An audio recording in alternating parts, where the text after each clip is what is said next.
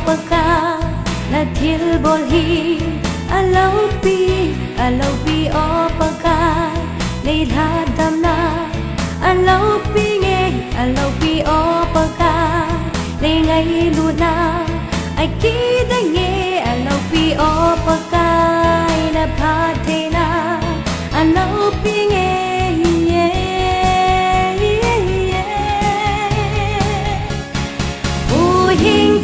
dang ka chan hi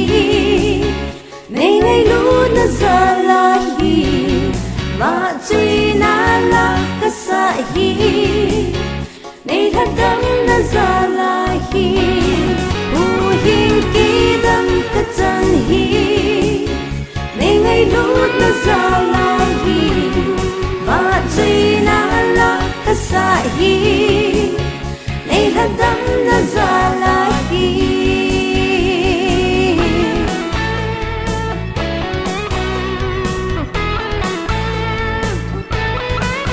alopi opaka nang bang pati adang lo na lopi opaka na lahi munti na loy na lopi opaka na til sim ho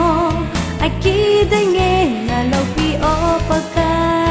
til sim zo se na ngai hi ze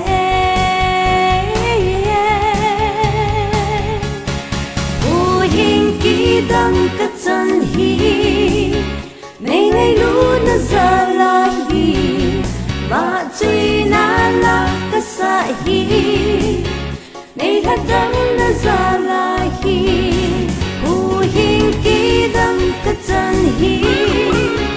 nei ngai lu na za la hi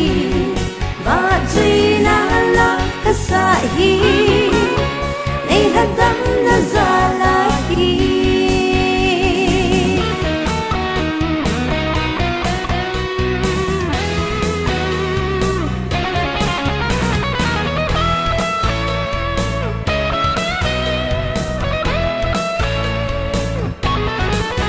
alopi opaka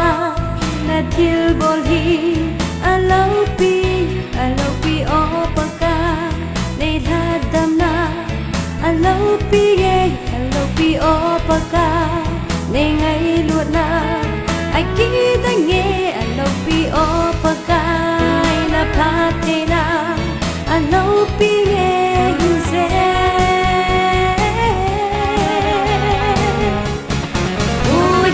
ki dang ka chan hi nei ngai lu na za la hi ma chui na la ka sa hi nei tha dang na za la